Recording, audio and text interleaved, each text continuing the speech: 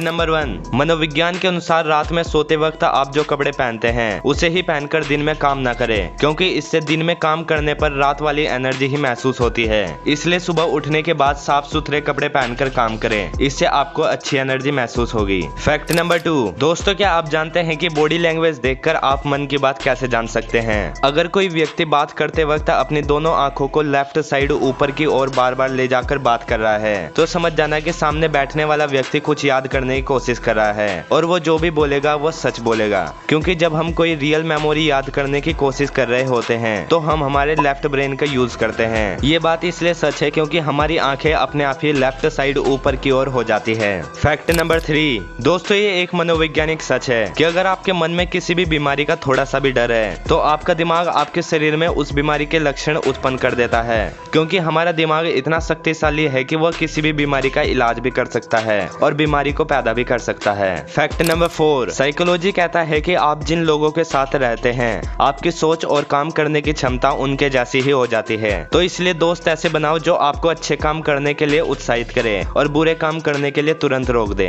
Fact number 5, दोस्तों एक research के अनुसार जो लोग खुद से बातें करते हैं और ज्यादा सोचते हैं वे लोग बहुत जल्दी अपने गोल अचीव कर लेते हैं। ऐसे लोग प्रॉब्लम को जल्दी पहचान कर उसे जल्द से जल्द हल कर देते हैं और ऐसे लोगों का फोकस और कंसंट्रेशन बहुत ज्यादा होता है और वहीं अधिक सोचने की वजह से उनका दिमाग का वो हिस्सा भी खुलने लगता है जो बंद होता है और फोकस और IQ बढ़ जाता है। फैक्ट नंबर 6, यदि आप किसी से बात कर रहे हैं और वह इंसान अपना सर नीचे झुकाए आपकी बात सुन रहा है तो समझ जाइए कि उसे आपकी बातों में कोई रुचि नहीं है और वह तो इसलिए चुपचाप सब सुन रहा है कि कहीं आपको बुरा न लग जाए। और दोस्तों यदि कोई व्यक्ति किसी के बारे में बहुत अधिक बातें करता है फिर चाहे वो सकारात्मक हो या नकारात्मक तो इसका मतलब है कि वह उस व्यक्ति से अत्यधिक प्रभावित है। फैक्ट नंबर 7, दोस्तों शायद ही आपको पता होगा कि मनुष्य के विचारों का उसके शारीरिक क्षमता पर सीधा प्रभाव पड़ता है। ज्यादा नकारात्मक विषय के बारे में सोचने पर हमारे दिमाग की रोग प्रतिरोधक क्षमता कम हो जाती है और हम जल्दी बीमार पड़ने लगते हैं। तो इसलिए दोस्तों हमेशा पॉजिटिव थिंकिंग के साथ अपने सक्सेस की ओर बढ़ते रहो।